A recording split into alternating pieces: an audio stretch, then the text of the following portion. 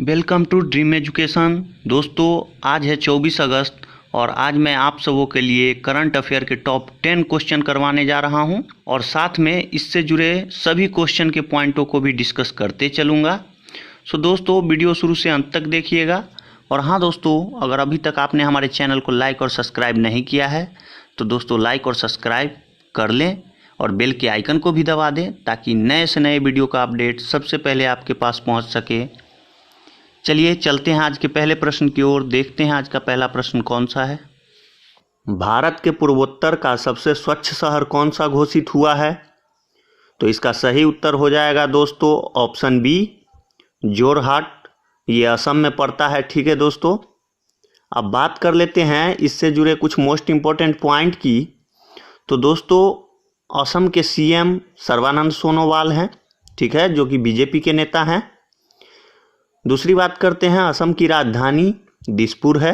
ठीक है, असम के गवर्नर दोस्तों जगदीश मुखी हैं और असम में लोकसभा सीटों की संख्या 14 है और असम से राज्यसभा सीटों की संख्या 7 है। ठीक है दोस्तों, इन सभी पॉइंटों को आप नोट डाउन कर लीजिएगा। यह आपके एग्जाम पॉइंट व्यू से बहुत ही महत्वपूर्ण है, इसलिए मैं आपको बता दे रहा हूं। एक बार फिर से सुन लीजिएगा। असम के सीएम सर्बानंद सोनोवाल, राजधानी दिसपुर, गवर्नर जगदीश मुखी, लोकसभा के 14 सीट, राज्यसभा के 7 सीट। ठीक है दोस्तों, चलिए चलते हैं अगले क्वेश्चन की ओर। देखते हैं अगला क्वेश्चन कौन सा है। हाल ही में उत्तर प्रदेश में बुंदेलखंड जल संकट को हल करने के लिए किसके साथ साझेदारी की है? ठीक है दोस्तों, उत्तर प्रदेश ने बुंदेलखंड जल संकट को हल करने के लिए किसके साथ साझेदारी की है, यही पूछ रहा है। तो इसका सही उत्तर हो जाएगा दोस्तों ऑप्शन बी, उत्तर प्रदेश ने इजराइल के साथ अभी अभी एक साझेदारी की है। ठीक है दोस्तों, चलिए अब इससे जुड़े कुछ मोस्ट इंपॉर्टेंट पॉइंट की बात कर लें।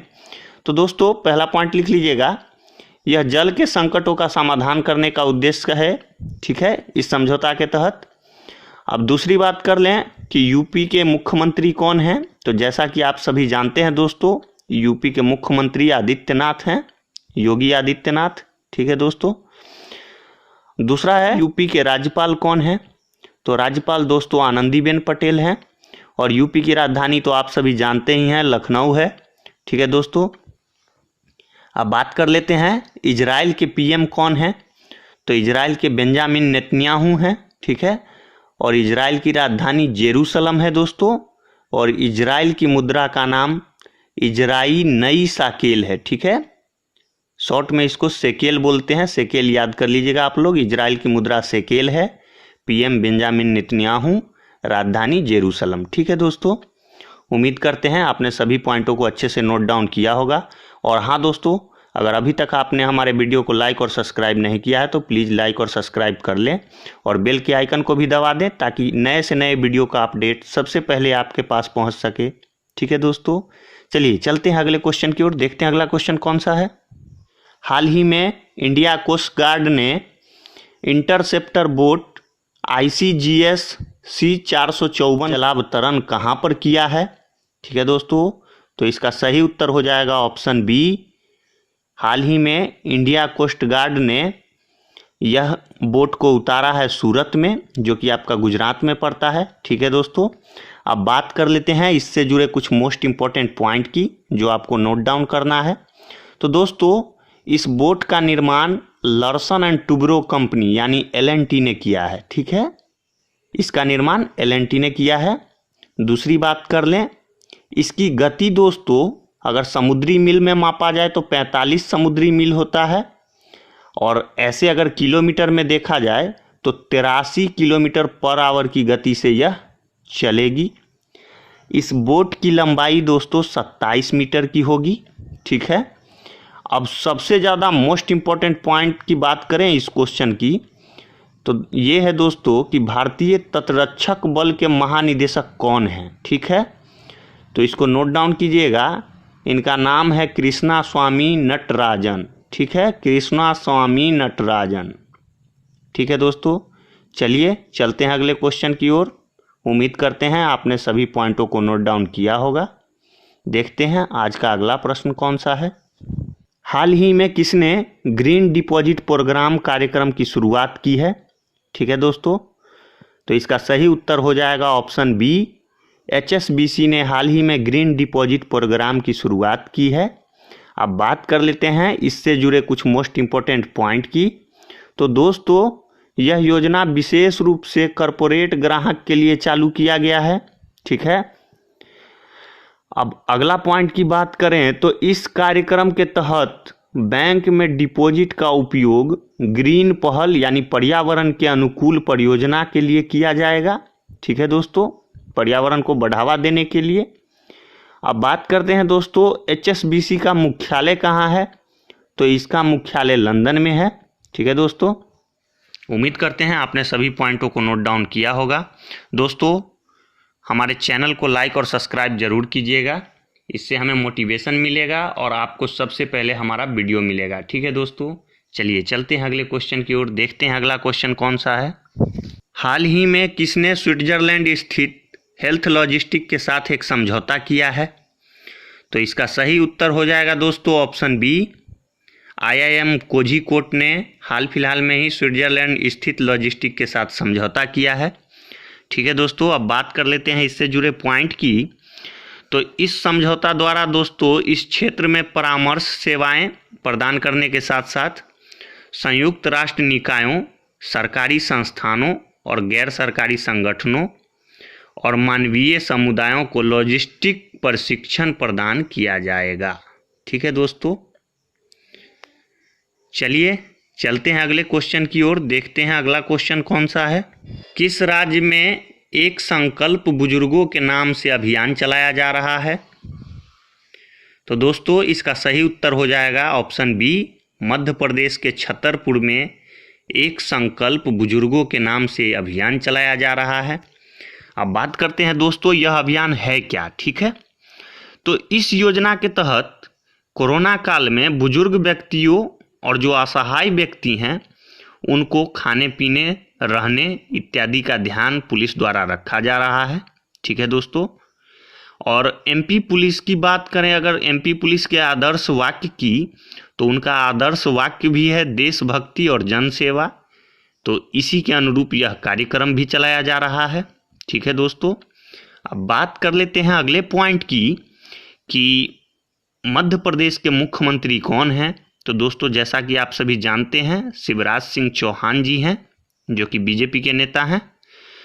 अगला पॉइंट की बात करें तो मध्य प्रदेश के राज्यपाल कौन हैं? मध्य प्रदेश के राज्यपाल आनंदीबेन पटेल हैं। अब बात करते हैं मध्य प्रदेश की राजधानी कहाँ है? तो जैसा कि आप सभी जानते हैं मध्य प्रदेश की राजधानी भोपाल है दोस्तों।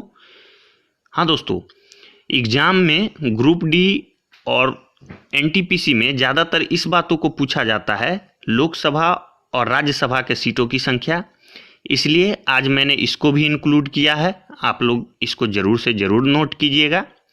MP में दोस्तों लोकसभा के सीटों की संख्या 29 है और राज्यसभा के सीटों की संख्या 11 है। ठीक है दोस्तों, उम्मीद करते हैं आपने सभी पॉइंटों को नोट डाउन किया होगा। चलिए चलते हैं आज के अगले प्रश्न की ओर, देखते हैं अगला प्रश्न कौन सा है। हाल ही में विश्व स्नूकर चैंपियनशिप 2020 किसने जीता है? ठीक है दोस्तों, तो इसका सही उत्तर हो जाएगा ऑप्शन बी, रानी ओसुलिवान ने विश्व स्नूकर चैंपियनशिप 2020 जीता है। ठीक है दोस्तों, अब बात कर लेते हैं इनसे जुड़े कुछ मोस्ट इम्पोर्टेंट पॉइंट की। तो दोस्तों रानी ओसुलिवान जो हैं किरेन विल्सन को 18-8 से हराकर वर्ल्ड स्नूकर चैंपियनशिप 2020 को जीत लिया है। ठीक है दोस्तों, इसी के साथ उनका शेफील्ड के क्रूसिबल थिएटर में अपने 6ठे विश्व चैंपियन खिताब को जीत लिया है उन्होंने। बात करते हैं अगले पॉइंट की। तो दोस्तों इस जीत के बाद ये रेडन जो कि 1978 में जीते थे, उनके बाद स्नूकर चैंपियनशिप में सबसे पुराने विजेता यही बने हैं। ठीक है दोस्तों, अब बात करते हैं अगले पॉइंट की। तो इसी के साथ अब वह पिछले साल के चैंपियन जुड ट्रम्प के बाद विश्व रैंकिंग में दूसरे स्थान पर पहुंच गए हैं। ठीक है, चलिए देखते हैं अगला क्वेश्चन कौन सा है।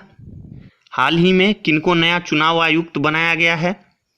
तो इसका सही उत्तर हो जाएगा दोस्तों ऑप्शन ए, राजीव कुमार जी को नया चुनाव आयुक्त बनाया गया है। अब बात करते हैं दोस्तों, राजीव कुमार जी किनका स्थान लेंगे, तो यह अशोक लवासा जी का स्थान लेंगे, जो अभी अभी त्यागपत्र दिए थे राष्ट्रपति को। ठीक है दोस्तों। अब बात करते हैं राजीव कुमार जी के बारे में कुछ। तो दोस्तों, राजीव कुमार जी झारखंड कैडर के 1984 बैच के आईएएस हैं। ठीक है।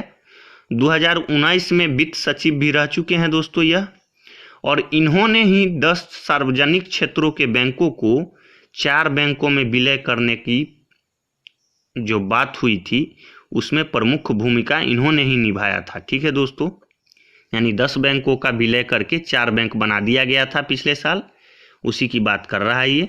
ठीक है दोस्तों, चलिए चलते हैं आज के अगले प्रश्न की ओर। देखते हैं अगला प्रश्न कौन सा है। हाल ही में किस टेबल टेनिस खिलाड़ी को राजीव गांधी पुरस्कार से सम्मानित किया गया है। तो दोस्तों, अगर आपने हमारा पुराना वीडियो देखा होगा खेल एवं उसके पुरस्कार, तो आप इसका उत्तर जरूर से जरूर बता दीजिएगा दोस्तों, नहीं तो फिर मैं तो बता ही दूंगा। इसका सही उत्तर हो जाएगा दोस्तों ऑप्शन बी, मनिका बत्रा जी ने टेबल टेनिस खिलाड़ी में राजीव गांधी पुरस्कार को जीता है। ठीक है दोस्तों। अब बात कर लेते हैं इस पुरस्कार से जुड़े कुछ मोस्ट इम्पॉर्टेंट पॉइंट की। तो दोस्तों, इस वर्ष राजीव गांधी पुरस्कार 5 व्यक्तियों को दिया गया है, जो कि आपको लिस्ट हमने कल बताया है। क्रिकेट में रोहित शर्मा थे। ठीक है दोस्तों, टॉप पे वही थे, इसलिए आपको याद करने में आसानी रहेगी।